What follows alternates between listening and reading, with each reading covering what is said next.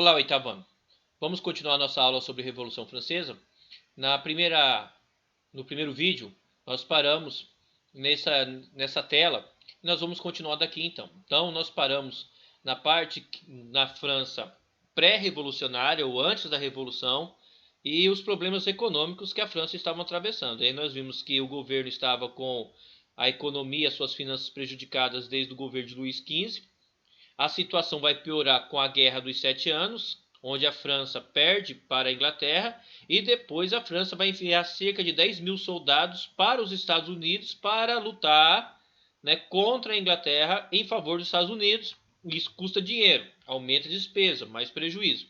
E na década de 1780, que é a década da Revolução Francesa, a crise econômica vai piorar devido aos problemas de colheitas provocados por problemas climáticos ali. Foi o que nós vimos no nosso primeiro vídeo, na primeira videoaula. Bom, e aí, então nós teremos o seguinte: situação de exploração do terceiro estado, somado com grave crise econômica e um ingrediente muito importante aqui, as ideias iluministas vão resultar na Revolução Francesa, tá? Vamos fazer um parênteses aqui. Nenhum iluminista colocou suas ideias em práticas. Nós vimos isso no começo do ano.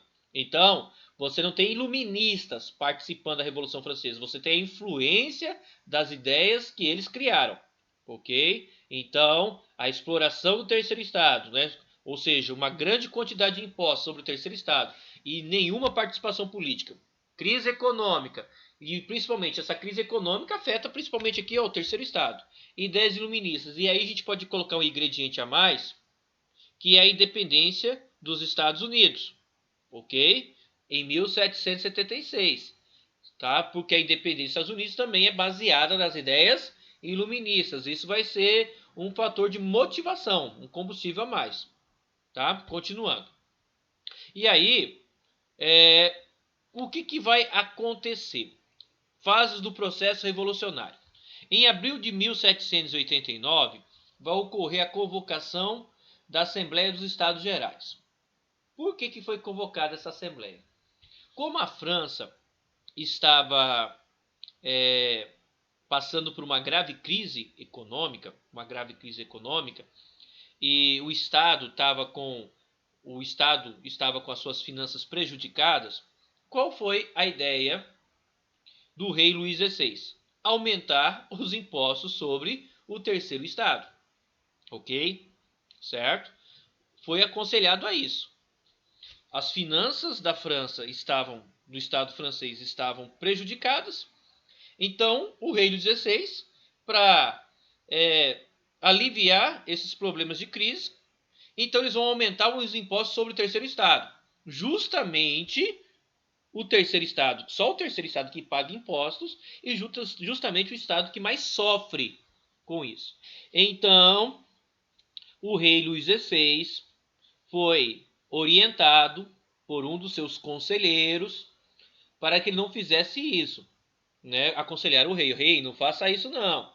Se você aumentar os impostos sobre o terceiro estado, o povo não vai aguentar. O povo vai se revoltar. Ele já foi alertado, não aumenta o imposto sobre o terceiro estado, porque eles não vão aguentar. Eles vão sair às ruas, eles vão reclamar.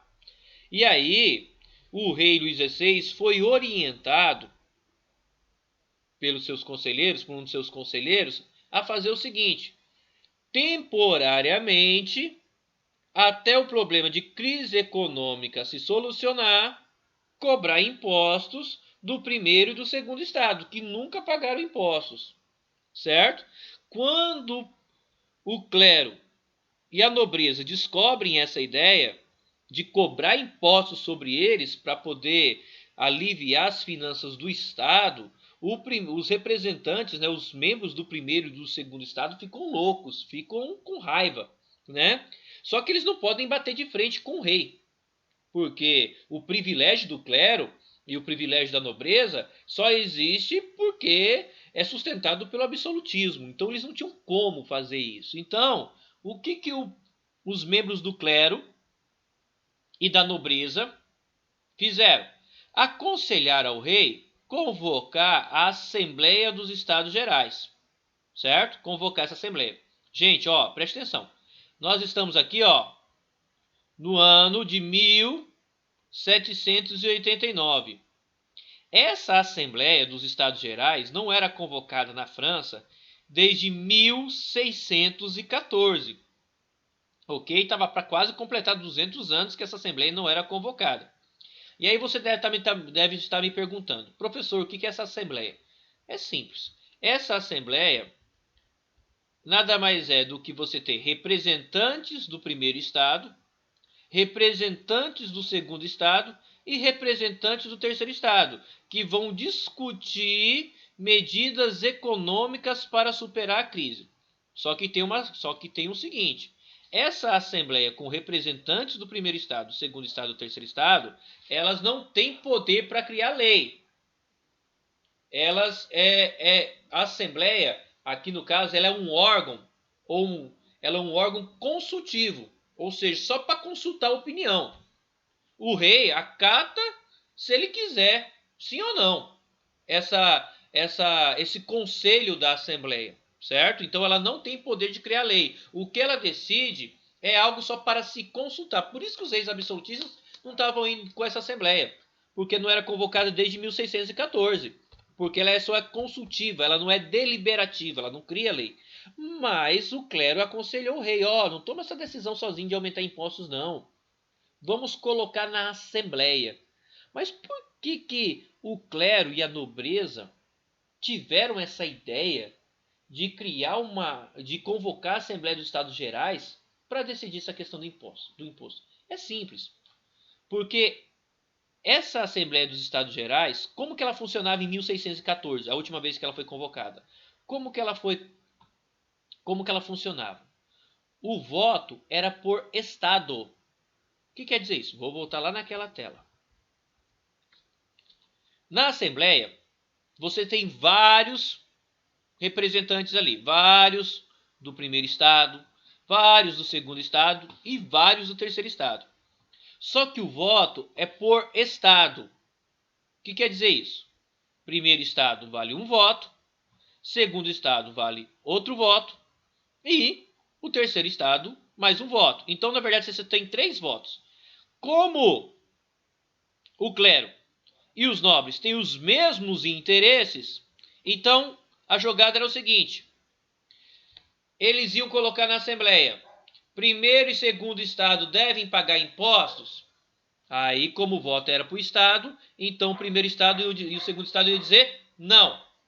O terceiro estado ia dizer sim, queremos que eles paguem impostos. E iria ficar 2 contra 1, sempre. Então, aí o que seria a jogada deles? Eles iam apresentar para o rei dizendo: rei, olha, nós decidimos isso em assembleia, certo?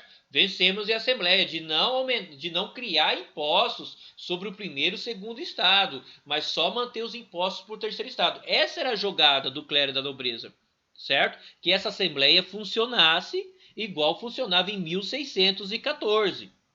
Ok, meninos? Tá? Voto por estado.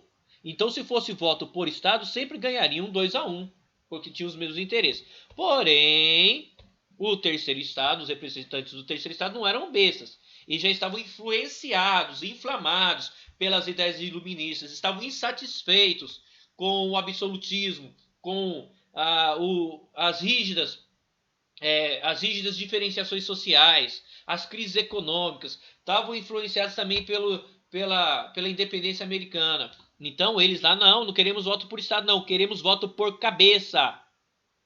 Porque se fosse voto por cabeça, por deputado, aí o terceiro estado ganharia. Então essa assembleia não chega nem a funcionar, porque ocorre uma briga já de início como seria o sistema de votação. Primeiro e segundo estado queriam voto por estado. O terceiro estado queria voto por cabeça e vira uma verdadeira briga, uma discussão. Mediante isso, né?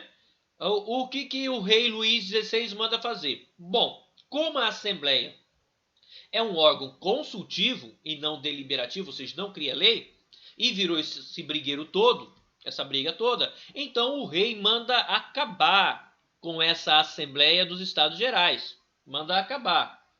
O primeiro e o segundo estado não fazem nada, certo? Tem limite. Mas o terceiro estado não aceita, gente.